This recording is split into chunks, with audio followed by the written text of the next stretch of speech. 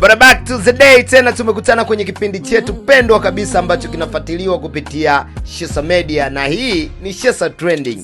Kubwa kabisa ambalo liko mbele yetu Shesa Media ni Shesa Media EP Listen Party ambayo itafanyika siku ya tarehe 28 Disemba 2025. Kubwa kabisa pale GR Hotel. Tiketi ni nomo pamoja na VIP. Nomo ni shilingi 10,000, VIP ni shilingi 30,000.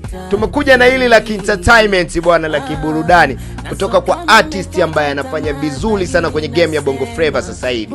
Anaitwa Laycan TZ. Ameachia brand new song, ngoma inaitwa Changamoto. Ni new audio.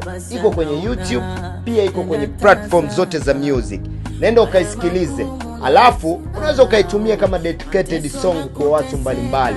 Inaelezea wakati mzuri na wakati wa shida na matatizo ambayo of course wanadamu tunayapitia.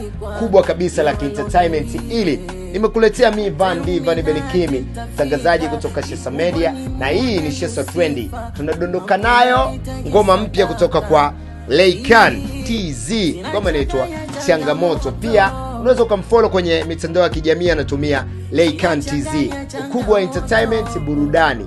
Hii ni Disemba, na Disemba ni mwisho wa mwaka. But back to the day, tena tumekutana kwenye kipindi chetu pendwa kabisa ambacho kinafuatiliwa kupitia Shesa Media, na hii ni Shesa Trending. Kubwa kabisa ambalo liko mbele yetu Shesa Media ni Shesa Media EP Listen Party ambayo itafanyika siku ya tarehe 28 Disemba 2025. Kubwa kabisa pale GR Hotel.